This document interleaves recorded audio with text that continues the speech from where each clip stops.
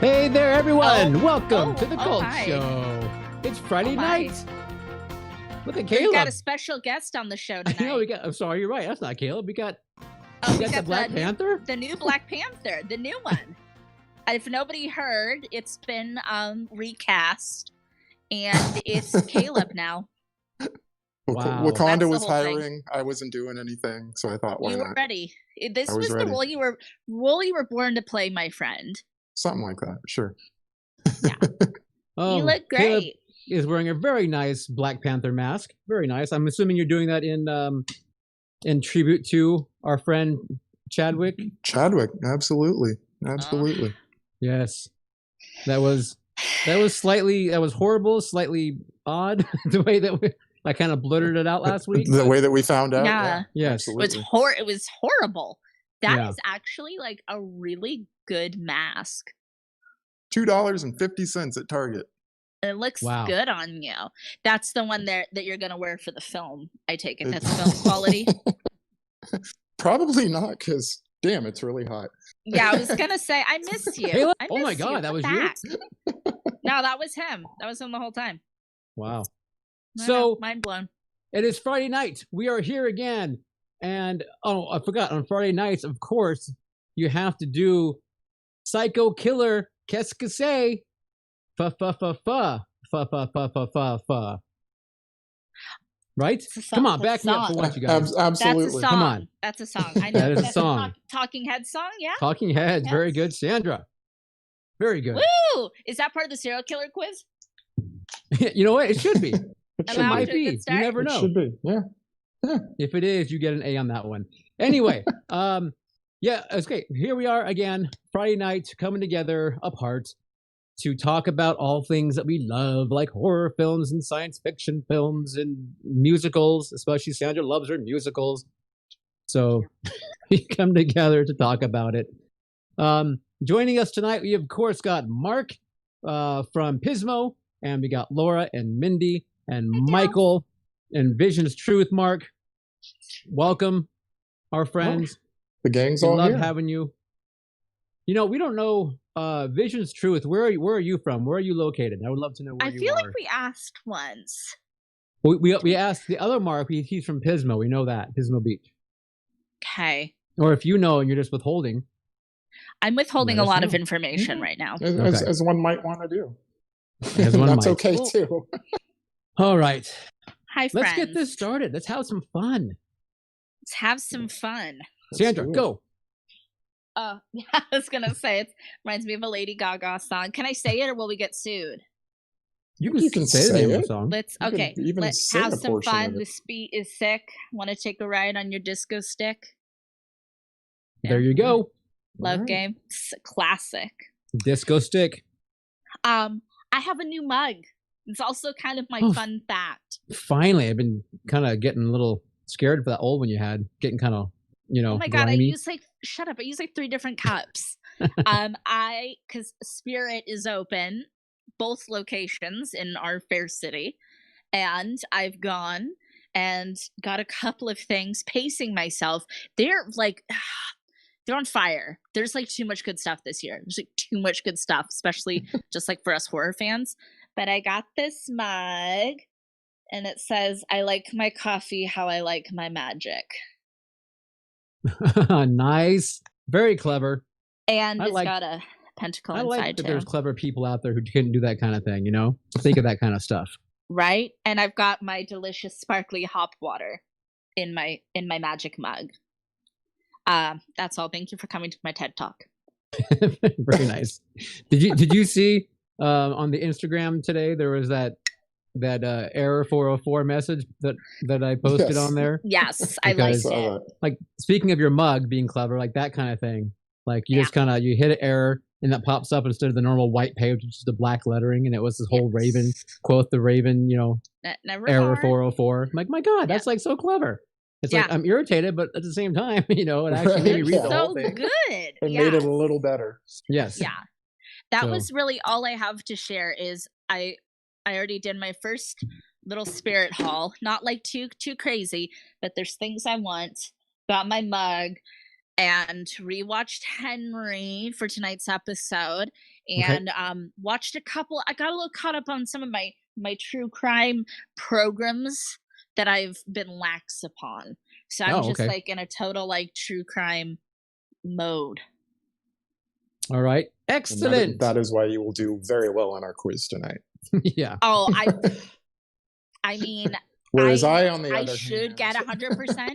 I should get 100%, but I might miss a couple. All right. What are you drinking, Caleb? First, we got to go to the drinks first. Drinks. I've got a vodka crayon. Okay, this is very red. It's like the blood we're going to see tonight. I am doing, of course, bourbon straight wild turkey 101 because did you guys know September is National Bourbon Month? I did not. Didn't know it. Yes. So therefore I'm going to, or as I call it, month. It's a month. It's a month. It's a month. So I'm going to be doing bourbon all of September. And I'm starting with just some straight wild turkey. Well, I say Jesus take the wheel. Right there, yes. There you go. There you can see the bottle. Okay. So yeah, cheers everyone. Happy Friday. Cheers. Great to see you all. Friday. Cheers. My big bag. Cheers.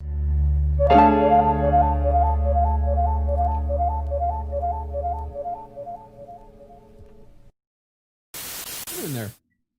I like my bourbon cold, Scott. I like my bourbon cold. That's like 4 fingers. It is 4. Thank you, Caleb. Oh, Scott. By the way, everyone, our producer Scott's up in the crow's nest being snarky. And melting. And yet, thank you for all you do, Scott. We love you, buddy. He's melting faster than Neil's ice. As we learned, Scott is our daddy, as he pointed out to us before we went on live. So, there you all go. Right. Let's see. Well, that's where you ran away to. So, Sandra, you already gave your what you did this far. So, Caleb, yes, anything it was fun? tied in. It was tied in. No, not really. No, I mean, nothing fun, nothing exciting, nothing. Jeez. Okay. You know. All right. I've been reading a lot. Anything? I burned through the first. I started reading the Dark Tower series again. So I just started. I mean, I guess I went through the first 3 pretty quick, and I'm on 4 right now. So, I mean, I've read them before, but it's been so long that you forget a lot. But I love them. God, love those books. Like my favorite. Like totally my favorite. Yeah. Yes. Haven't seen that movie though. My it's not good. My favorite in the series is I think it might be Wizard in Glass. You like that one? Okay. Yeah. Yeah, that's a really good one. How about you, Neil? Can't wait. Oh wait, I can tell you what Neil did. Neil is a traitor. You watched a movie that we were supposed to watch together. Did we ever actually clarify, solidify? Yes, we did. It's going to be a double feature with Hardware and Color Out of Space. Yes, we did. Oh my God, we could probably roll the footage. Probably says. And you're a traitor. So you know what's going to happen now? What? When we get off of our call tonight, I might go watch Heat. All right. Might just go watch Heat all by myself. Fair enough. Fair enough. I'll watch Night of the Creeps by myself. Okay. You know what? Okay. So if I apologize and throw myself at the mercy of your court, will I get any forgiveness? Probably not. That sounds like a no. Okay. All right. I'm going straight to the stake to burn. I gotcha. However, can I at least say about The Color Out of Space? Can I at least just say that it is a wonderful, wonderful film? And if you haven't seen it, get out there and watch it. Maybe you should watch it with like your best friends. Maybe I should, and I will. You know what? And I will do that, and I will enjoy it even more. So, and I want Scott to be there because I think Scott will at least not be repulsed by it because it's got if there's science fiction twinge to it. There's one thing I am. It is loyal. Yeah. So now, and I feel betrayed. I cannot believe it. So I'm gonna take the other side on this. because I watched it today too, just knowing that you were going to bring it up.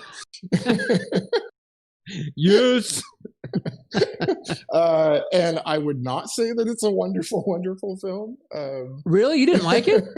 Not really, no. Oh my God. Wow. It is batshit crazy. It's another Nicolas Cage like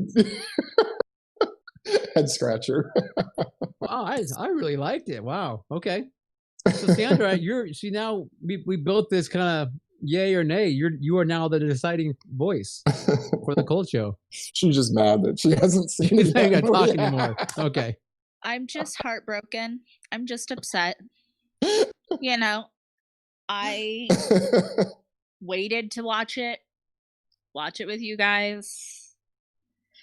Was so excited. Texted you both. It's on Shudder. We finally get our chance. I know, watch it. and I was watching Henry on Shudder, and then after that, I just happened to see that it was right there, so I just moved on to the next. If I had known, Sandra, that was the only thing stopping us was getting it, like I would have happily got it on Blu-ray or something, so we all could have watched it. Yeah, we were going to. We were all going to watch it. We were all going to do that. So if anybody out in the podcast or here at YouTube, if you would like a new best friend who's like really fucking awesome person, Sandra's for sale. I am accepting applications because these hoes ain't loyal. Vision's Truth Mark says he is sending you hugs, virtual hugs. Hey, Vision's Truth, do you want to do a YouTube show and podcast? Call me. Sandra's for sale, everyone. She's going cheap. Well, it's okay. You know. What does it Sandra, matter? What do I sorry. matter? What does my feelings matter? I will find a way to make this up to you somehow. I promise. We screened it for you first, just to make sure it was okay. Yeah. Hey, cheap.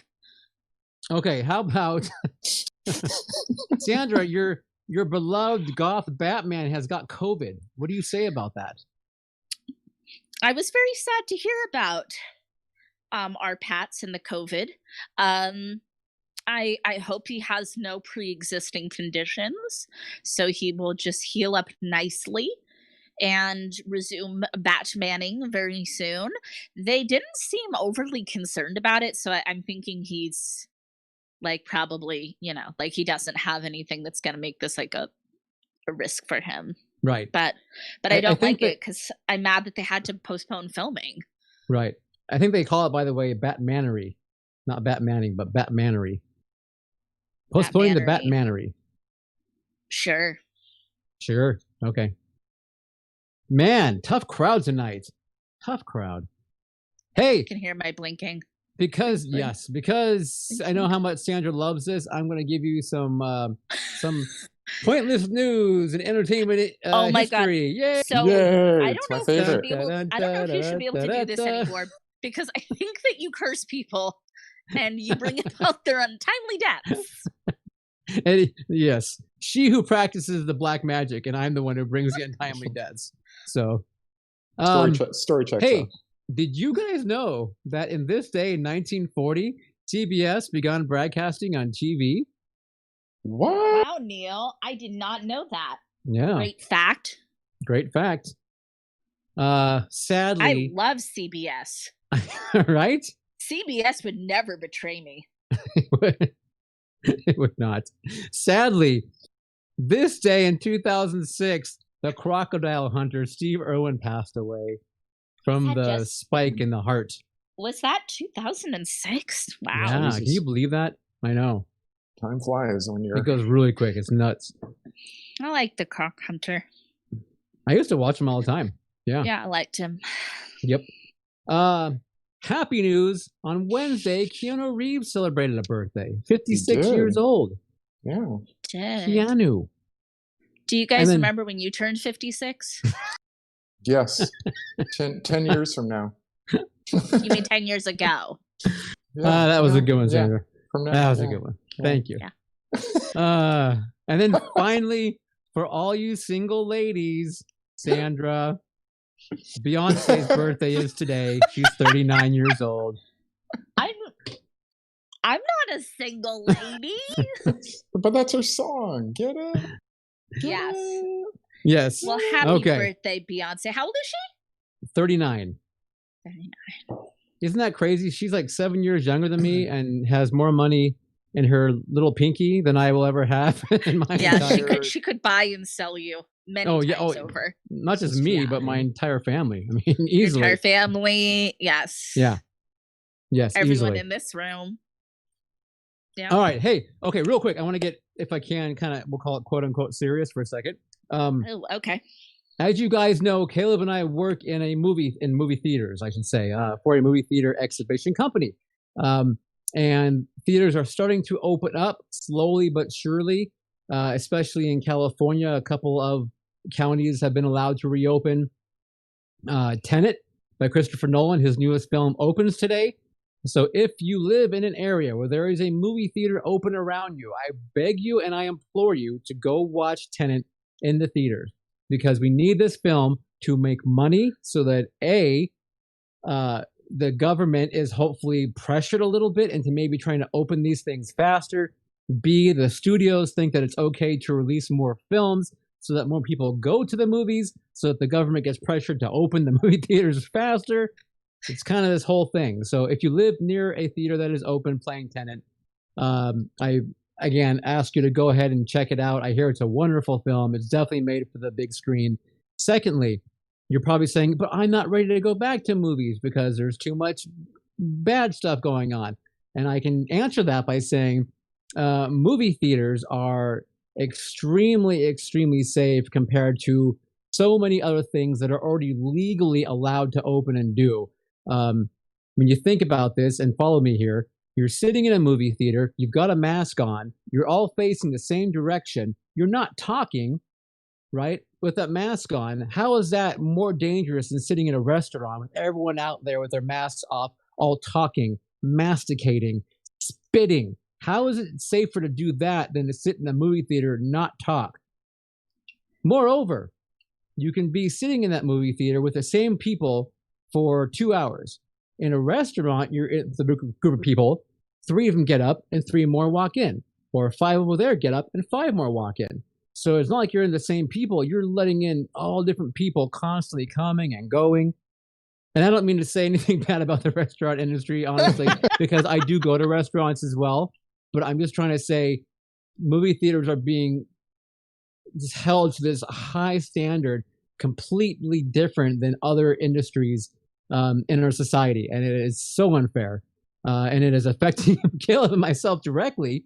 But there's 150,000 other people in this country that work in movie theaters. That's a lot. We haven't been able, it is a lot of people, and we haven't been able to bring them all back because there's a lot of capacity restrictions and those kind of things done. So, and then finally, movie theaters have established a voluntary set of standards called CinemaSafe, and that basically has to do with an epidemiologist, a couple of them, including some very prominent ones from UCLA, went through and created a set of standards that we are all following, which includes everything you're used to seeing already, but social distancing and the acrylic shields and improved HVAC flow, the cleaning, everything that you're I think you come to expect now from a business. Movie theaters are doing, and then some, with the foggers and everything going on in between shows, all that stuff. So theaters are, I would say they're incredibly safe. Go check out any theater webpage and see what they're doing. And if they are participating in CinemaSafe, you can even feel more assured that you are going to be safe in that cinema, as safe as you can be in a COVID world. Yeah. So that's it. I am off my soapbox. Thank you for allowing me time. Now that was the TED Talk. Hear, hear. But cheers. I 100% agree. Like, yeah, they'll go. Neil and Caleb are going to keep you safe. It's totally freaking, it's fine. That's right. They got this. Thank you. As much as I'm really mad at them right now, I do believe that what they're saying is true. Yes, thank you. Thank you, Sandra. As much as she hates us, yes. They are right. Even a broken clock is right. Right, that's right. Exactly. Well, I need to go and because I've looked at the CinemaSafe thing, but I need to learn more about it because I'm fascinated by these foggers. What's all that about? Yeah, it's like a fumigation. The whole electrostatic thing, and it just takes the disinfectant and it sprays it on the surfaces and it sticks to it. because of the electrostatic charge, I guess, in the molecules, and then it helps to get rid of the. You think all the dumb restaurants are doing that? They're not doing that. Nope. We love the restaurants, though. I'm not trying to say don't go to a restaurant either. Movie theaters versus restaurants. Yeah, theaters Cage first, match. restaurants second. Cage match. No, Cage we should match. all be. The point is, actually, my point is that honestly, we should all be on the same industry standard. It shouldn't be a separation of that, because to me, they're just as safe as a restaurant. So I think we should be on the same level. So. Hey, if I can find anywhere that's playing that movie, I will go. Awesome. Thank you. Yes. Okay. Should we talk about psycho killers? Qu'est-ce que c'est? We should, though. We should talk about psycho killers because it's good for us. Okay. There's the turkey. There's the loud turkey. Neil's letting the turkey out. Scott, do you have any ice? Mine's getting low. It's a good thing you had all that ice in there to begin with. Yeah. All right. Zing. One might think you were planning for that or something. So today we are talking about a little old movie from what year was this? 86. 86, wide release 1990, called Henry, Portrait of a Serial Killer. I suggested this movie when we were talking about some homework. Oh, look, there's Henry. Where is he? Is he there? Is he there? Other way. There you go. Yeah. There you go. Henry, welcome to the show. Henry. So, starring Michael Rooker, who's one of my favorite actors. This is probably the first thing I ever saw him in. I watched this when I think I was in 5th grade. It was one of those things where I was starting to get really into horror movies, my cousin and I. And my aunt was like, oh, you guys should watch this old movie. It's like really scary. And we watched it. And I mean, it is disturbing. But I don't think she remembered it's actually rated X. Really? Yeah, it was rated X by the MPA, whatever, when it came out. So I didn't know that. Yes. Wow. It was rated X, and it had a little bit of trouble finding a film distributor, and it actually premiered at the Chicago International Film Festival in 1986. The MPAA, that's it. It was shot on 16 millimeter. I have all these notes. And in less than a month. They filmed this movie in less than a month. Wow. On a $110,000 budget. And Siskel and Ebert gave it 2 thumbs up. The movie was actually very well received critically. It is an adaptation about 2 real serial killers, Henry Lee Lucas and Otis Toole, who a little bit later I'll tell you all about them. Tell you all about those guys. Yeah, so one word I kind of need to say, Otis and Henry are killers. Well, Henry more so than Otis in the film. And Otis's sister Becky is there living with them. They met in prison. And they go on a bit of a killing spree while Henry and Becky kind of have a little bit of a romance. Ends abruptly. Yeah, a little bit. And that's pretty much the plot. That's pretty much it. And I love it. I love this movie. Okay. Yeah. So let's break it down. Well, can I hear what you guys thought of it first? Like, do you love it? Do you hate it? Had you seen it before? What? So for me, this was my first time seeing it, and I thought it was great. It was wonderful. First timer. Yeah. I know, I think when I first started working at the theater, it was just ending, and so I never got a chance to see it, I think, if I remember correctly. In that 1990. Yeah. Yeah. But I always remember Neil talking about it, and maybe even the poster, of him standing in front of the sink looking in the mirror. Yes, yes, great poster. But anyway, this was my first time seeing it. I watched it this morning, and it's great. It's a really good movie. Caleb liked it. Not like you're super critical, but nasty, gritty, dirty. It's dirty. Yeah, super dirty. Yeah. I mean, it kind of reminded me of like when we had Bill Lustig on, and when he was filming in '70s New York or whatever. And to me, this kind of had that same feeling. So Right. Feels Yeah. dirty and real, and you kind of need to like take a shower after you watch it. a little bit, Yeah. yeah. And it just Yeah. starts out with just, dead bodies laying there. So Oh yeah, the Happens. beginning of the movie, right? Yeah. It's just like, yeah, it's just like no warm up, no preamble, just like, Nope. all right, let's go. Guess what's gonna happen in this movie? Bodies. yeah, I know. Just images of slow pans of dead women laying on Mhm. everywhere. The one with the gal in the toilet with the bottle. With the bottle, yeah. Oh, geez, Yeah. it's like Jesus. That was Yeah, rough. you're Gnarly. in for something brutal and gritty when you see that. So yeah, Gnarly, like man. Sandra, like Caleb was saying, we had this at the cinema that he and I worked at back in 1990. And Caleb, and you're right, that's where I saw it the first Okay. time, which is so funny because I always thought it was a 1990 movie. I just thought we got it, when it came out on the break, and Mhm. Yeah. and it wasn't until later on that I learned that it came out years earlier, but just I guess never really got a release, so they did a wider Well, release. from what once I they read, they made it, and the money people just didn't like it, and so they just put it on the shelf because they didn't know it wasn't like a slasher movie. It was like too real and for that. And then finally, someone they showed it to saw it, and they said, "This is good. You need to get it out there." So It I think is it good, sat yeah. for a year or so Hmm.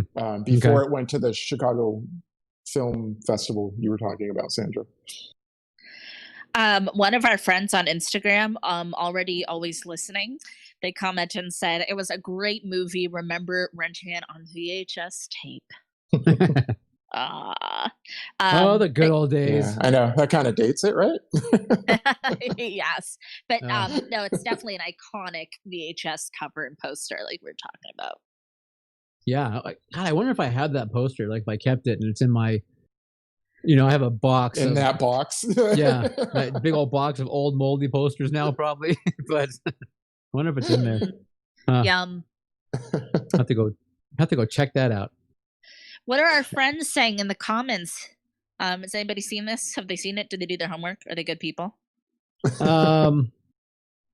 Let's see. Pismo Mark is saying the atmosphere of the film did have that grimy feel all throughout.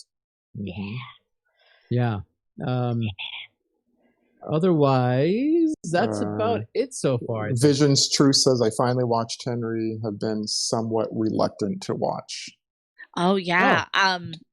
It's definitely was pleasantly surprised. Well done. Yeah. So, a lot of people, I think, it's kind of one of those, like movies that like traumatized you, movies that are like, disturbing and stuff, kind of like your Texas Chainsaws and Maniac and whatnot. And then you kind of see it and you're like, okay, like I'm not traumatized. And in fact, I enjoyed it. Yeah. Laura says she likes it. Mindy says it was dark. It is dark, super dark. And then yeah, well. Pismo Mark says about the poster, you mean it's not next to the UHF poster in the back? The one I have back there? No, it is not. It is not. I need to hang that damn thing someday. That's I know, funny. but you and I would need to like move into much larger houses if we were to hang every single poster yes. that we love. That's what I say. Could someone build me some more walls? I need some more walls. Should we kind of talk about the film? We kind of already started. Let's move into opening. it. So the opening, the opening has got several kind of opening panning shots, very slow of women and and some men, I guess, like in the mainly women, primarily women. I think it's mainly it's women. all women. But there is the one guy in the convenience store. Oh yes, poor guy. Yeah, that are. But the music too that's playing during it, it's kind of like this sort of low strings and like some sort of higher like music boxy type of. I don't know. I wrote down the music. The opening credits song is like really kind of creepy. Yeah, I like the opening credits song. A lot of the other music for me comes across a little cheesy and dated, but it's okay. It was a time and a place, people. It was a time and a place. Well, they probably were also paying like a very small amount of money for rights to songs that Oh, remember that budget? nobody really knew. Yeah. So No, exactly. They had no money. My first note is upon seeing Henry, too short jeans with white socks and black shoes, clearly a psychopath. Okay. I stand by that. Or Danny Zuko from Greece, one or the other. So also a psychopath. Well, the funny thing, just the shoes and socks thing. So the funny thing is, I found a note saying that the clothing that Michael Rooker, Henry wore was all his own, with the exception of shoes and socks. So I think they must have like intentionally put him in those shoes and socks to make him kind of Cliff Claveny serial killer. It's kind of like, like when you see a dude wearing socks with sandals and it's just like birth control right there. What is that? What is up with that, by the way? They don't want to have sex. Who lets that person leave the house wearing that? I just gotta ask. Like their mom. Their mom. I guess that makes sense with their mom. So that is it. If any of our chat wears sandals with socks, we apologize. That's all I'm going to start doing from now on. No, God, Caleb, don't. Caleb, do not go quietly into that cold, dark night. Do not, sir. No, I'm going to go loudly and show everyone. Hey guys, look. Caleb. Oh, we're going to have to do an intervention. Compression socks. Do an intervention. I'm just going to go through and burn all your socks in front of you. I think what must have made it have the X rating is the nude and semi-nude corpses. I didn't look up how it earned that. I mean, there's blood, but I mean, a lot of movies had blood. I don't know that. There's nothing in that, at least the version that we have seen, right? That I would garner an X rating unless the content was just too. That's the problem with the MPAA, especially back then. Is it was all over the place. This group of parents just decided, oh no, I don't like that. Let me give it an X. Like they had complete autonomy to do whatever they wanted. If I had to guess, it was the scene with the wife, the husband, where they're recording, and then the kid walks in. But they got away with that in Clockwork Orange. Ugh. A very similar scene. Rated X, I believe. Actually, well, initially, but that got released in the regular version, right? Oh yeah. I think. Well, yeah, I'm pretty sure it was. No, so, but what you're saying, there's no rhyme or reason. It's just whoever just decided, whoever happened to view it that day just went like, nope, that's what we're gonna give it. So. It was Jack Valenti in the MPAA. Jack Valenti. Jack Valenti. We spit on his name. He is passed now, so I can talk badly about him. We can talk badly about him and say he was horrible, and he's not here to defend himself. That's right. He will just throw things at me as a ghost in the middle of the night. You're the lamest ghost ever. How did I get stuck with you as a fucking ghost? Fucking Jack Valenti ghost throwing shit at me. He probably won't throw anything at you. He'll probably just go like, X rating. So Otis and Henry, they're living together. Henry's killing people while he works odd jobs. He's mostly an exterminator. Otis works at a gas station and also sells drugs to teenagers. His sister Becky, who's split up with her abusive husband, comes to stay with them. And Otis, being the kind, considerate brother he is, tells Becky at the airport that she looks terrible. And she cries. Even before that, though, what's weird is the shot is her sitting on the chair, right, in the airport, and then and a person walks up, and you don't see the whole person. You kind of see from the butt down, whatever it is, and it's like Becky ? It's not like hey, he doesn't know her. Yeah, it's like Becky. Yeah, he hasn't seen her in so long, I guess. Yeah, whatever. I mean, come on. I don't know. It's not a big thing, but when I watch movies and stuff, I kind of always look for something like those things where I'm like, it's your sister. I mean, why are you saying it with a Becky? It's like it should be a Becky.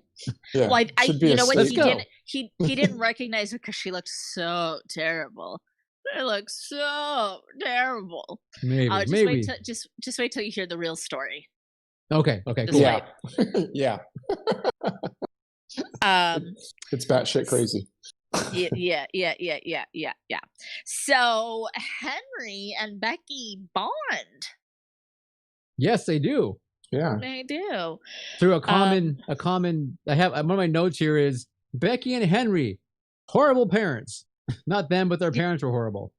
Yeah. She could be an okay parent. I don't know. She does have a daughter. She's not with her right now. She's trying to make money and move her there, get money and move back. Yeah. But they bond through basically, yeah, they both have parents that were abusive, either sexually or physically. Yeah. But they bond. That's nice. It is nice.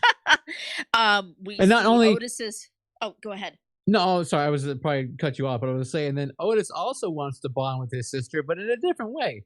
Yes, that's what I was about to say. We get Otis's first incestuous swipe at his sister, and Henry doesn't like that because much like Dexter, this Henry has a code by which he lives. That's right. It is okay to kill people, but you can't kiss your sister. Yes. Can't kiss your it is sister. Okay to disrobe them, kill them, maybe disrobe them after you kill them. I don't know the order of things, but I do admire that he is like, no, she's been through too much, and this is your sister. It's, you know, the filmmakers in this movie, Henry's not a likable guy, but Otis is straight up fucking insidious. So he's kind of a little bit of an anti-hero vibe to Henry, and this is kind of like where we see that. Right. He's Henry, defender of the innocent. Sometimes. Yeah, Otis has got no redeeming qualities whatsoever. I mean, he gets worse. No. I mean, he's not only is he just a god awful looking person, but I mean, on top of that, wow, just, no one be unattractive around Neil. Apparently, no, but I'm saying like they're a killer because they're ugly, but maybe his the way what he does makes him less attractive to me, perhaps. I don't know. I mean, chicken or egg? Is it a chicken or egg? You know, I mean, the point being is he had no redeeming quality whatsoever. He was pretty much just, zero. You know, I don't want to bring it out, but on the spam meter, he might be on the spam meter. So, so I have a note here because to kind of diffuse the tension after Henry and Otis have their spat, Becky says, "Oh, why don't you boys go out and like get a beer?" And Otis puts on his going out shirt. Oh my god, that shirt, which has Greasy Strangler vibes. It totally does. Totally agree. Producer Scott pointed that out. Yeah, he was like, "Is this the Greasy Strangler? Single, ready to mingle." Yeah, yep. I got my silky blue shirt. Free drinks. Creamy cocktails. Creamy cocktails. Man. You know, things get carried away when they're with some sex workers. And well, that's the thing. They go out to get beers and end up with, you know, 2 prostitutes. And, you know, Henry kills his. Of course. That's and what you do. Then he kills Otis's. Oops. And of course Henry is like, "Oh, it's no big deal, bro. You've killed people before, right?" Yeah, I mean, seriously. He's just like, it's almost like he's like, "No big deal. You played the lottery before, right?" It's like scratcher. You just scratch it off. Yeah. Just scratch off tickets. Fine. Yeah, and Otis is kind of like, I mean, I haven't killed people like this. Like, I don't know if we're indicating Otis has like killed somebody in like a bar fight or something. But he said only when I've had to or something. Only when I've had to. Yeah. Oh, only when I've had to. So dramatic. But I gotta say, can I do a quick PSA? Yes, please. And that is, ladies, I recommend don't go with strange, ugly men into a dark alley in their car. I want to throw that out there real quick. Can I add on to that PSA? Don't go with strange, good-looking men. Okay, you're wrong. Just don't go with strangers in alleys. In you know cars. what? If any man takes you into a dark alley, whether you know him or not, You know what? We're gonna cap it at strangers. Strangers. Yes. Yeah, just no So strangers. I'm just saying, if you're with a guy that you know, even, and he wants to get it on with you in a dark alley in a car, I'm just saying maybe even that guy might not be the right guy. Yeah. It's not the time or place. That's not a nice thing to do for your date. Right. Right. No. Go to, you know, you got to take her to the Red Lobster. You got to take her to the Holiday Inn. The Red Lobster. You got to get that cheddar roll, goddammit. So, Mindy and Laura, if you're paying attention, do not. Don't do it, ladies. Don't do it. You get that Red Lobster. You go to Olive Garden. You get a take two pasta. You don't just get in that car for That's nothing. Right. You get that god awful crab cake before you do anything. God dang it. I mean, I'm at least getting the cheddar biscuit. I'm at least getting those cheddar biscuits. Those are so good. I want a seafood fancy. I want, I want Alfredo.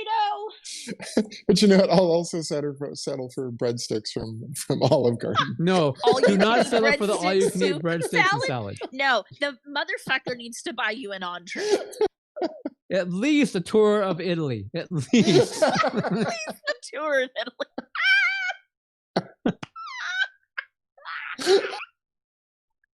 Oh, I have tears. This is so funny. I'm hungry. Let's go to I'm hungry too. Let's go to Olive Garden. Can we get Red Lobster after I this? want some minestrone soup. Are they on DoorDash? Okay. So good times. Pretty soon, Otis changes his tune, and he comes to develop a taste for murdering. And he kills the TV salesman. Very little remorse. Okay. That was a great scene, just by the way. I love that scene. That was just wonderful. Like, yeah. And you know what? Why is the goddamn TV sales guy so rude? Why is he so rude? I think because he can be. I mean, I think the insinuation is that all of that stuff is stolen, and so he just can be. Yeah. But you know what, though? He is so, I mean, have a little customer service. These people are going to pay you. I don't know. I'm just saying, I wasn't that upset when he died because he was ridiculously mean. And it was a cool kill too. It was soldering iron to the gut and the TV to the head. So that's that's the benefit of being a serial killer, though, is that go on when you encounter someone like that, someone Trumpy like that. Yeah, Trumpy. Yeah. Trumpy. I like that. That you can you don't have that thing in your head filter, telling you that filter saying I cannot stab this person. You just know you can do it. Yeah. Yeah. Yeah, and you can throw a TV on their head. It's okay. Yeah. Do it.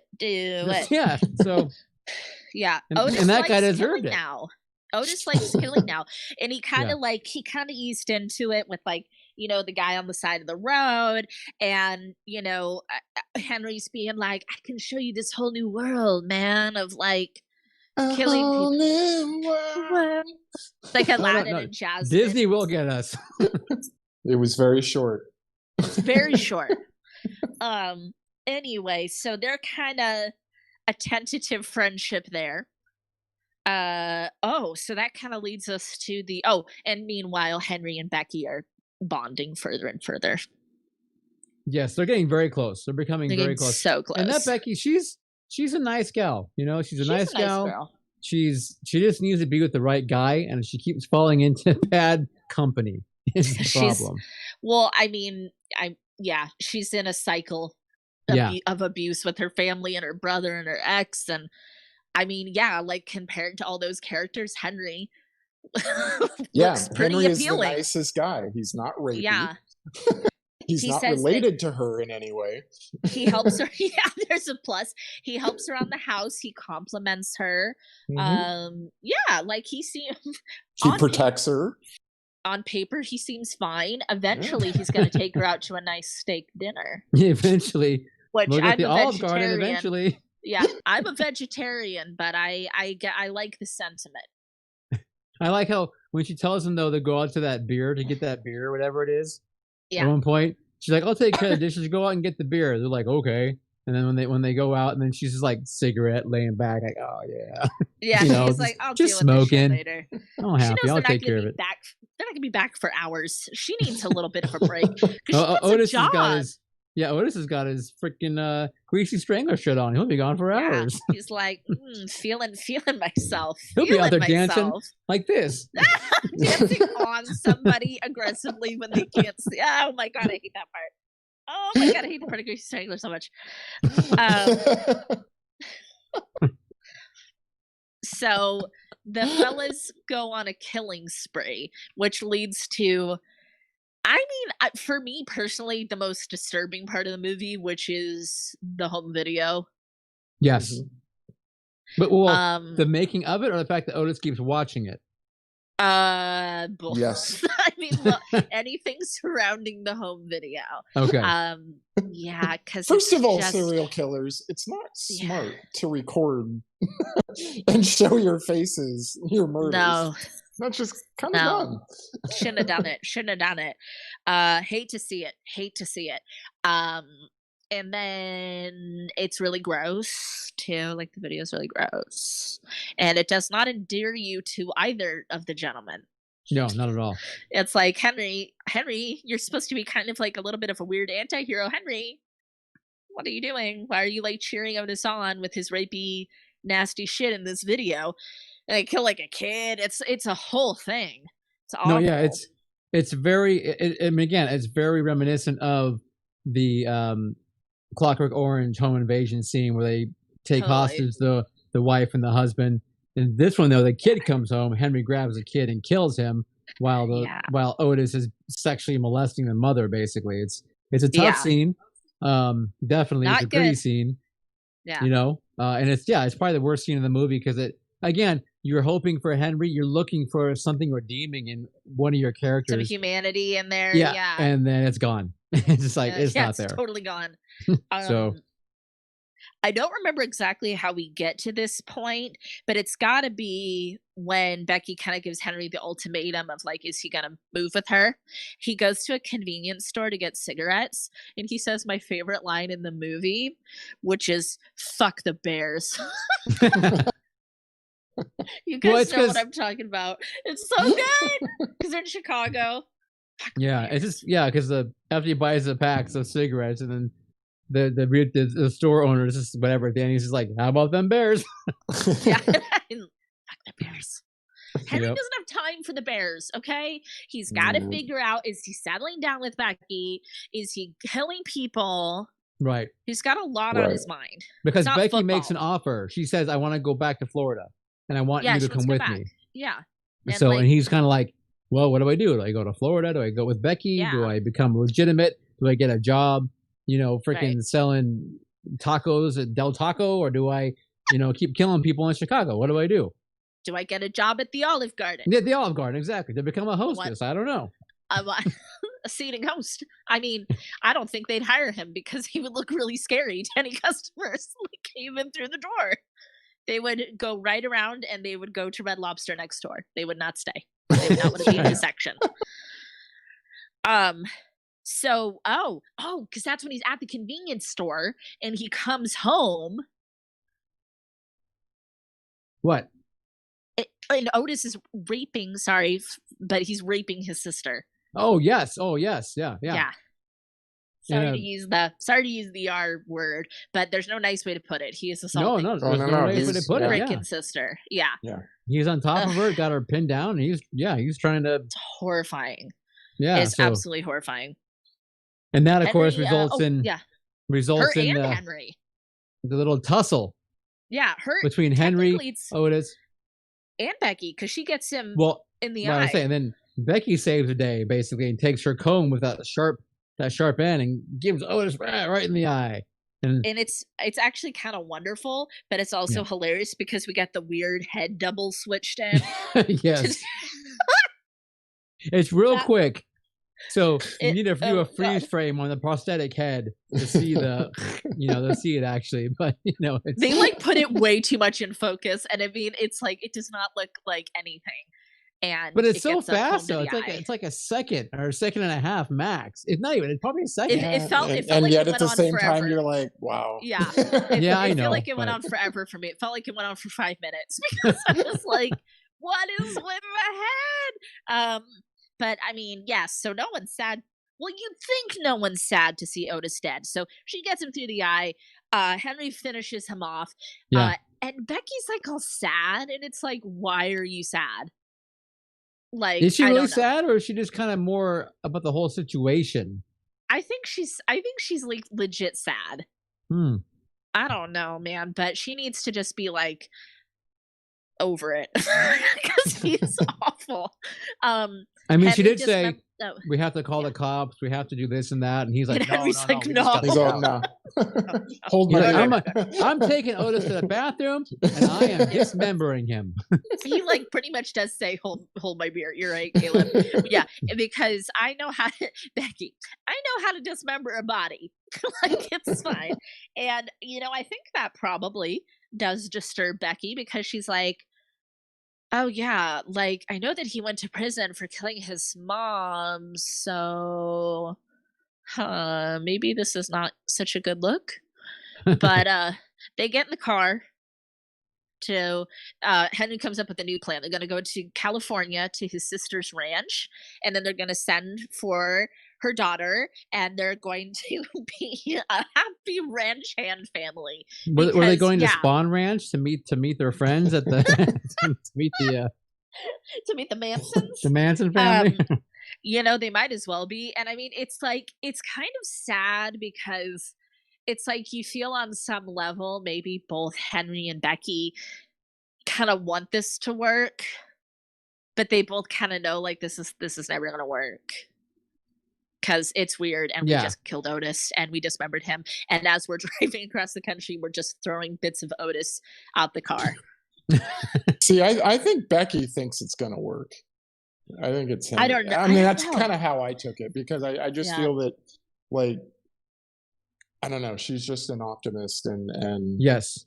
So am I. And it's Henry who's just like, okay, if I am stuck with this person, then I can't do this thing that I have to do, which is murder people, and Yes, I he has a won't compulsion. be able to move around, which was one of his rules that he brought up, Yes, he has never again, stay he in has the a whole place set of for rules. yeah, Yeah.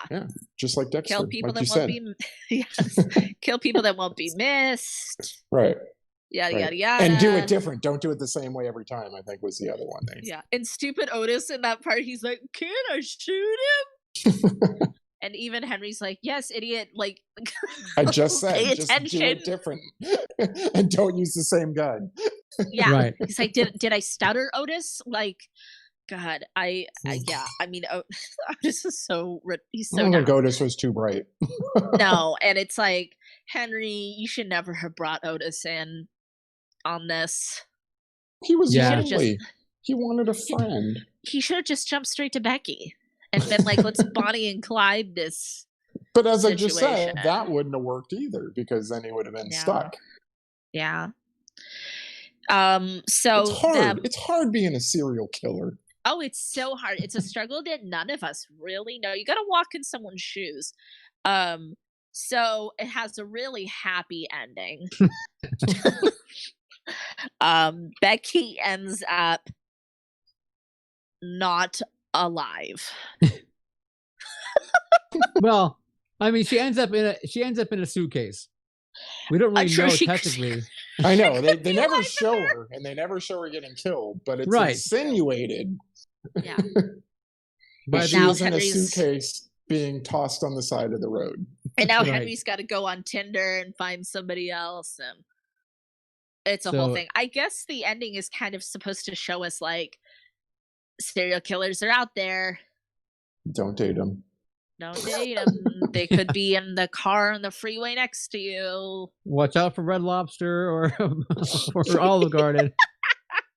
Watch out for a guy's named Henry who wear white socks with short pants and black shoes. Hey. If they ever offer you a cheddar biscuit, say no. Just say no. It looks good. And even if you're hungry, don't take it. Right. So in summary, Henry, Yes. Portrait of a Serial Killer. We all like it? Love it. Absolutely. Yeah. Yes. Okay. Yeah. Great film. Gritty, dirty. Like Caleb said, reminiscent of Maniac and that feeling, I think. Not Yes. it to me, Henry isn't quite as dirty as Maniac. No. Yeah. Because it's not as graphic, Right. but it still has images. It has that feel. Yeah, that it has images that are pretty compelling and that are pretty off-putting. For sure. Yeah. Little nakedy. Yeah. Can I tell you guys about the real? Tell us the real Please. influence. So I have so much notes, but I'll go through them like quickly. Don't worry, because I want to get to serial killer quiz, or I'm gonna cry. We're gonna go a little over an hour because we have to. So Henry Lee Lucas was a serial killer who allegedly killed people from 1960 to 1983. He was sentenced to death after being convicted of killing 11 people, but his sentence was commuted to life in prison, and he died from heart failure in prison in 2001.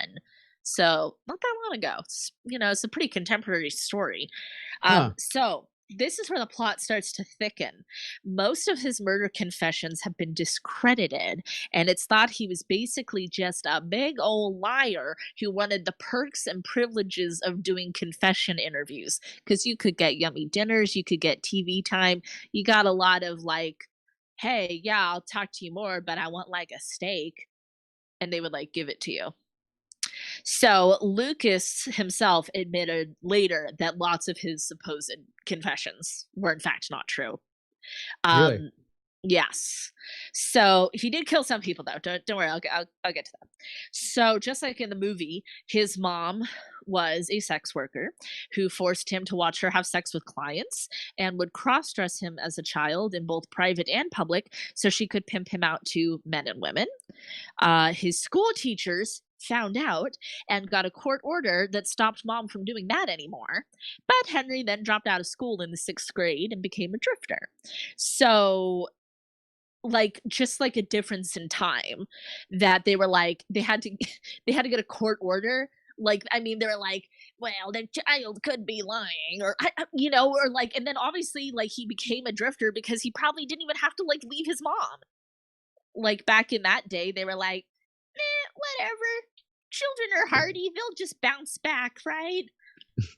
But that's why Aunt Sandy always says there was no such thing as the good old days. Because people like to sweep stuff under the rug. It's true, though. It's true. There's never, Aunt Sandy. Yes, Aunt Sandy, that's me. There was never, ever a good old days. Never. There was always horrible shit going on, especially if you were a woman or a person of color. Nobody cared if you died. He once said his first murder was strangling a 17-year-old girl, but he later retracted that story, too. He did serve 5 years in prison in the 50s for burglary. In 1960, when Henry was 24, he killed his mother during an argument. So a little bit older than they say in the movie. She wanted him to move home and care for her child-abusing ass as she was getting older. Are you fucking kidding me, lady? So he hit her with a broom and stabbed her in the neck. I'm not saying that's fine, but she wasn't mom of the year. And he claimed self-defense. Jury didn't buy it. He went to prison for 10 years and was released in 1970 due to overcrowding. That's the way they did it in 1970. That was good. He was a free man for a whole year until he went back to prison for trying to kidnap 3 little girls. Oh, jeez. Oh, Jesus. That's right. He got 5 years for that. That'll just get you 5 years. And married a lady who wrote to him in prison. No, Neil, it wasn't me. He left her. Nice. If I may. He left her a couple of years later when one of her daughters accused him of sexually abusing her. He's just a lovely man. Lovely man. He then meets Otis Toole, and I heard some different accounts of how he met him, but basically he ends up living at Otis's parents' house. He's like a boarder or something. And he becomes friends with the parents with Otis and with Otis's niece, Becky Powell. who was a kid. She was a young teen. She had a mild intellectual disability, and when her guardians died, Henry convinced Becky to run off with him because now she's at the ripe old age of 15. They drift around. They're doing odd jobs. They're conning people out of money. And Becky allegedly leaves him at a truck stop in Texas to go home to Florida because she gets homesick. In 1983, he gets arrested for unlawfully carrying around a gun. He confessed to killing one of the women that he worked for. She was an elderly woman, and he confesses to killing Becky. He later tried to deny and recant that too, but it's pretty popularly believed that he really did kill both of them. He then goes on a little spree of confessing to 28 murders. He gets the nice preferential treatment. He's given access to the case files he was confessing to in order to jog his memory, so he can totally be like, oh yeah, I killed that lady in Sarasota in 1983 with the candlestick in the billiard room. Yeah, exactly, because he can see the case studies. So he's getting these details. So his credibility is all over the place at this point. Yeah, he couldn't keep his story straight. And at one point, he said he had killed up to 3,000 people. Oh, Jesus. At which point, the cops were even like, I don't know. Maybe he's lying to us. Maybe he's a little bit, yeah. Yeah.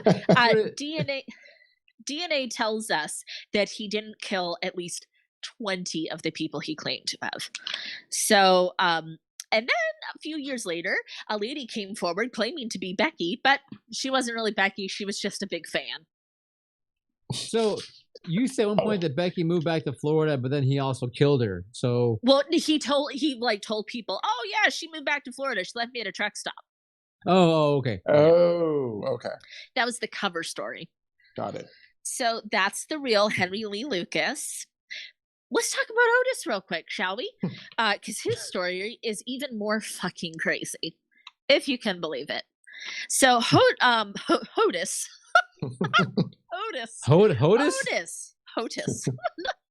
That's his proper name. Otis is short for Otis. Otis was So Otis was convicted of killing 6 people. He was also in the habit of making confessions and recanting them. They had a pretty good racket going on there for a while. He was given not 1, but 2 death sentences, but both were later commuted to life in prison, and he did die in prison from a bad liver in 1996. Police attribute the murder of Adam Walsh to Otis. Really? Henry, yes, I'm going to talk a little bit more about that. So Henry backed Toole's confession to Adam's murder because he's like, oh yeah, Otis had the head for a while. So Adam Walsh is, of course, the son of John Walsh, who is the host of America's Most Wanted for billions of years. And now he has another show that he does kind of similar.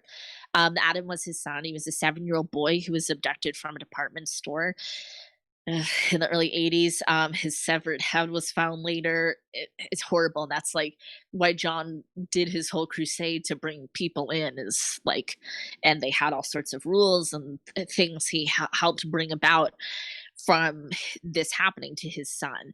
So it's never been 100% confirmed that Otis killed him, but in 2008, cops officially closed the case saying that it was Otis.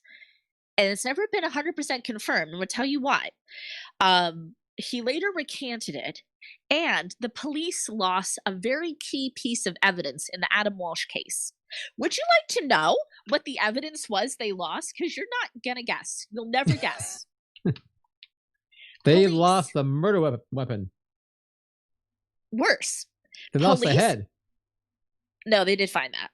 Police inexplicably lost Otis's whole fucking car. They impounded it. It was covered in blood, and they lost it. They lost the car. They lost the whole car. Are you joking me right now? Wow. They lost his impounded car covered in blood. How do you just lose it? You don't. You do not. You do not just lose a whole car. I don't know. Something weird going on there. Wow, that's amazing. The Adam Walsh thing that's big. I mean, that's John Walsh. believes it was Otis. Like, it's very largely believed to have been Otis. But Otis never ended up getting convicted for that because they lost the fucking car.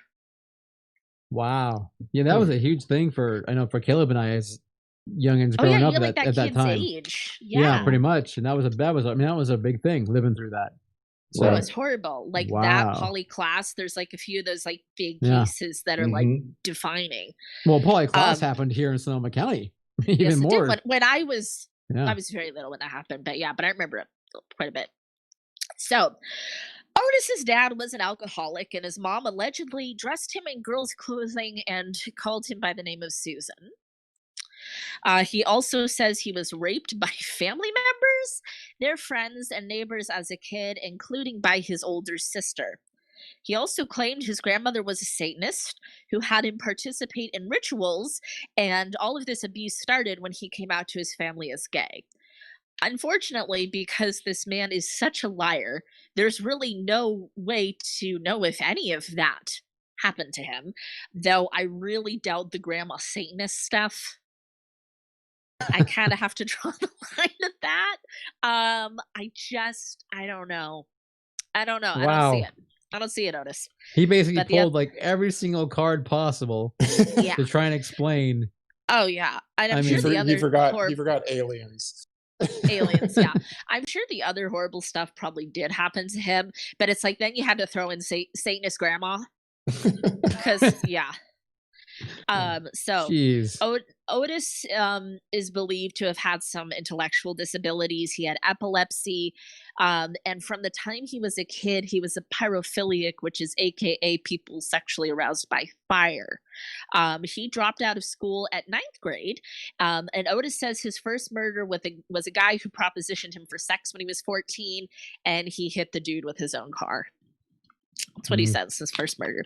Otis drifted around for years, mostly getting by as a sex worker. And he was looked at for a couple of murders, but the police could never get anything to stick. So in 1976, he met Henry Lee Lucas, and it is believed they might have been in a relationship together. Otis claims, that's one of the theories.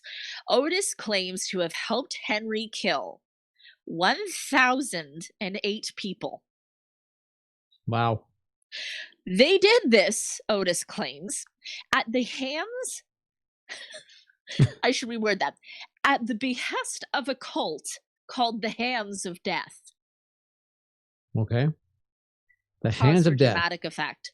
That cult has never proven to exist.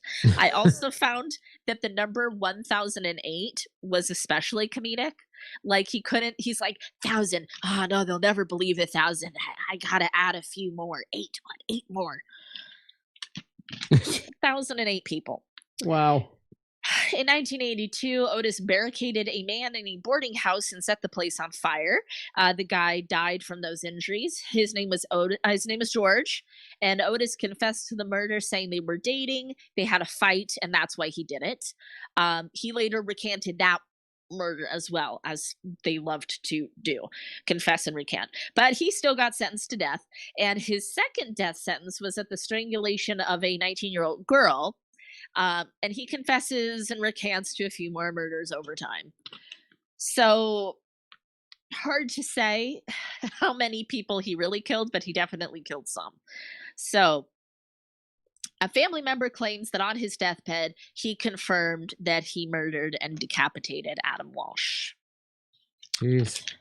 Jesus is right. So, while I love the movie Henry, as always is the case, like we found on Red, White, and Boo, the true story is always so much more interesting and fucking crazy and intense and like, my God, because that could be a movie. That could all be a movie, and that all really happened. Right. Yeah. Wow. You got satanic grandmas. You got a shadowy cult of hands. Well, yes, thank you for that. Yeah, good job. And good night, everybody. Go to bed now. Go get some nice pleasant dreams. Pleasant dreams, yes. Oh man. Talking about true crime is one of my passions. I am a murderino. On that note, Let's play a game. Yes, let's game it up. What are we doing? What's the game? You guys, what if Henry and Otis are one of the questions? Then I hope we get it right. Yeah, because if we were paying attention during my lesson. This is so exciting, you guys. I should really get 100% on this because I am a true crime enthusiast and I know a lot, okay? Like, I know a lot. You do. I don't know if I should brag about that, but I do. I know. I think Caleb and I are going to defer to you a lot on this, probably. Is there a way I can see this, Scott, or... You should be able to see it right now. You all ready to start this quiz? Yeah. Yes, we're ready. Let's do it. My reputation as a true crime serial enthusiast killer is on the line. Boys and young men performed as Pogo the Clown at charitable events and children's parties? Ed Gein, Ted Bundy. John Wayne Gacy. Gacy. That is correct. You let Kim say it, the answers at least. So we have to let him say? We have to let him say? We should, so that everyone else can hear him too. You have to give me my moment in the sun. Yes, give Scott his moment. I'm sorry, producer Scott. Go on. Which serial killer of 11 women in 1962 through 64 was eventually identified as Albert DeSalvo? The Monster of Milwaukee, the Boston Strangler, the Green River Killer, or the South Side Slayer? Boston Strangler. Is that what you're saying? Yeah. Say it. That is correct. I did. I said Boston. I've been there. Didn't strangle anybody. But the Monster of Milwaukee is a damn cool name. Which serial killer was the inspiration for the murderous character Scorpio in the 1971 film Dirty Harry? The Happy Face Killer, the Hillside Strangler, the Zodiac Killer, or the Green River Killer? The Zodiac Killer. Zodiac, yeah. Which serial killer's crimes inspired Alfred Hitchcock's 1927 film The Lodger? Peter Curtin, William Burke, Bruno Lutke, or Jack the Ripper? Jack the Ripper. Jack. Hey, Scott, where's our music, by the way? Are we supposed to have scary music? There is supposed to be music. For ambiance. Ambiance. Oh. Which serial killer styled himself sexy music? Son of Sam? John Wayne Gacy, David Berkowitz, Ted Bundy, or Samuel Jeffries? Sandra's mom. My mom is Berkowitz. My answer is Berkowitz. Berkowitz for 1,000, Alex. Who is Berkowitz? Next question. Which serial killer's intelligence, charm, and good looks were emphasized in media coverage of his murder trial in Florida in 1978? The Happy Face Killer, Ted Bundy, Norman Bates, or Charles Manson? Ted Bundy. Norman Bates. Does it tell you if you got it wrong? There's a check mark thing going on there. You're 6 for 6 so far. Oh, it's cut off for me. What is with your porn music you picked here, Neil? Porn? What kind of porn do you watch? Which serial killer of boys and young men tried to turn his victims into zombies by drilling holes in their heads while they were still alive and injecting hydrochloric acid or boiling water into their brains? Ted Bundy, Jeffrey Dahmer, Bruno Lutke, or William Hare? Dahmer. That's an interesting theory. Chad is saying these are softball questions. These are pretty softball, I have to say. These are pretty. I need to know, how do you so pronounce this Bruno character's name? I don't know, man. I'm going to keep emphasizing the umlaut over the U then. Okay. I think that's correct. Fair enough. Which serial killer was the inspiration for the character Leatherface in the 1974 film The Texas Chainsaw Massacre? The Rio Grande Killer, Ed Gein, Louis Garavito, or H.H. Holmes? Sandra's husband. It's Ed. My husband, Ed. My first husband, Ed Gein. That's an old joke. I was never married to Ed Gein, nor would I have ever wanted to be married to Ed Gein. Only because you said no. He kept turning me down from all my prison letters, but it's fine. Which serial killer posed as a hitchhiking prostitute to kill 7 male motorists in 1989 through 1990? Carol Bundy, Nanny Doss, Eileen Warnos, or Jane Toppin? Eileen, of course. Come on, Charlize. Eileen. It was Charlize. She did it. Eileen Delurai. Come on. Come on, serial Eileen. killer and doctor murdered at least 215 middle-aged and elderly people by injecting them with overdoses of painkillers? Marcel Petiot, Michael Swango, Harold Shipman, H.H. Holmes. I don't know this one. I know who it's not. I'm gonna say Shipman. It's a guess. Final Do answer? it. I have no idea. Yeah. Shipman. You got it job. right on a guess. Oh, I guess right. Oh, process of elimination. Good job. Which Thank serial you. killer of 100 boys was sentenced to be strangled with the same chain he had used to kill his victims, his body to be I need to dismembered hear into this. 100 pieces Yeah. and dissolved in acid? Mohan Kumar, Wow. Ripper, JNN, I don't know how to pronounce it. Can you start Javed- again with it? Okay. Javed Iqbal or Campit. I can't pronounce these names. I'm sorry, guys. A guy it's killed Javed. 100 people and he got choked with his own chain. It's Javed Iqbal.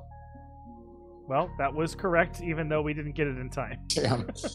Oh my god, I got it right though. Yeah, that one's on me. I lost that question for you. Don't, Scott. Don't take it from her. Who is the first I got it known right, it's American Javed. serial killer? Harry Hayward, H.H. Holmes, William Hare, or Edward Walton? H.H. Holmes. Final Correct. answer. My god, Neil, this music. Which serial killer was known as the Dusseldorf vampire because he drank the blood of at least one of his victims? Peter Kürten, Bruno Lütke, Karl Denke, or Wolfgang Schmidt? The first one. Peter Kürten? Yeah. Correct. Wow. It's got to be Bruno Lütke eventually. It's coming up so much, and it's so fun to say. Come on, Bruno, Bruno we're pulling for Lütke. you. Come on, Bruno Kirby. By which name were the serial killers Kenneth Bianchi and Angelo Biono known before their identities were discovered by police in 1978? The Hillside Strangler, the Happy Face Killer, the I-5 Killer, or the Green River Killer? I think they were the Hillside Strangler. Yes. Final question. Wow. Which Soviet serial killer murdered at least 50 children and women, often butchering them while they were still alive between 1978 and 1990? Andrei Jesus. Chikatilo, Vasily Kulik, Sergei Golovkin, or Vasily Komarov? Andre. Yes.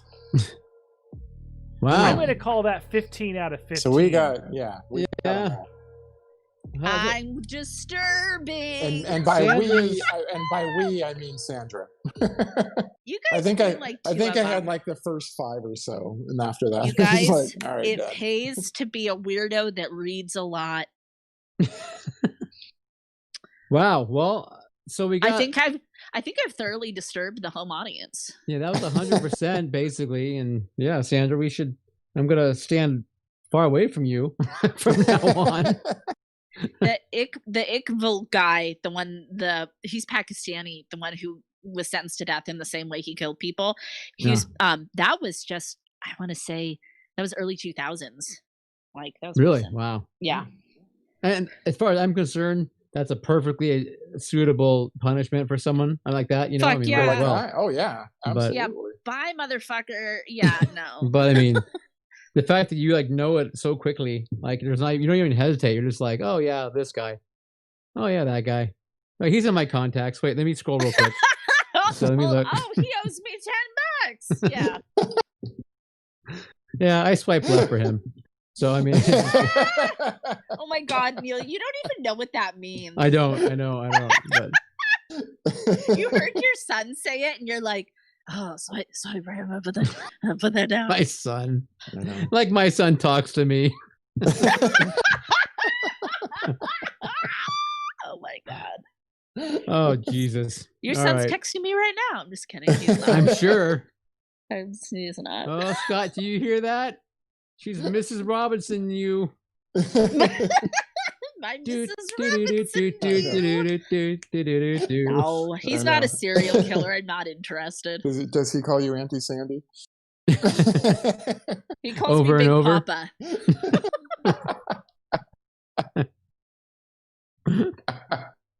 And I like it when they call me Big Papa. Big Papa. Yeah. Big Papa Sandy. All right. Well, so for once, we're actually done in a reasonable hour. Wow. Look at that. I'm That's so exciting. glad that we had this time together. Yes. I'm so glad that. For me to upset and disturb. Yes, that we're all Caleb petrified of seems Sandra now. uncomfortable. Caleb looks the most uncomfortable. No, I love you, Caleb. I'm I'd good. never eat your eyes. Thank you. Your testicles are a different story. Well, You're not- you're you know. I don't know. Is that like a marry, fuck, kill question? Which part of Caleb's anatomy? Yeah. Oh man! All right. What of me would I give up? All of me. Why not take all of Caleb? You can't just settle. He's like Olive Garden. Like, you can't just take an appetizer. Take a tour of Caleb. It's Yeah. okay. You can I'm the all-you-can-eat salad and breadsticks. And soup.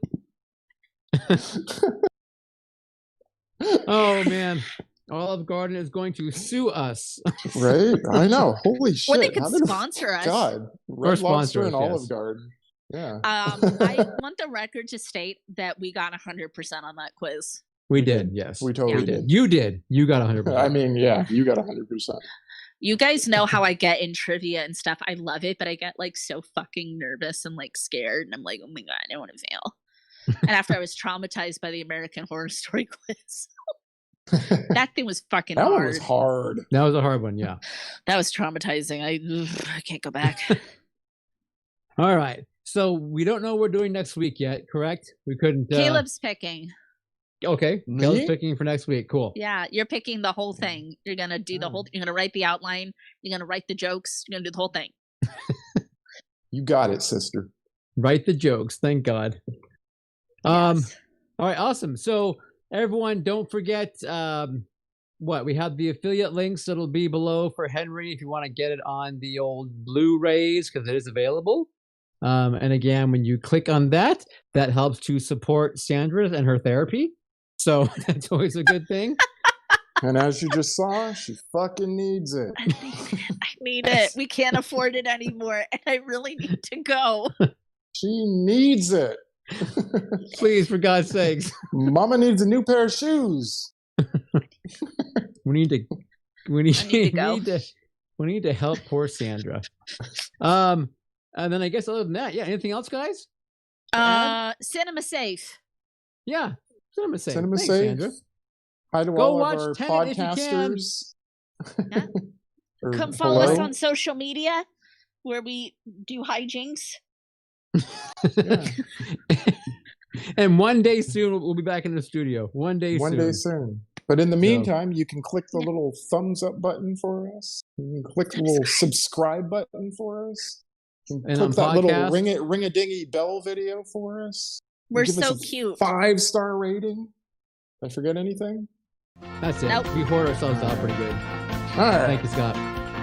All right. Love ya. Laura, Mindy, Ken, Pismo Mark, Visions Mark, Michael. Who else? Thank you guys so much. Enoch, if you're still there. Enoch. Thank you guys. We love you. We miss you. Love you.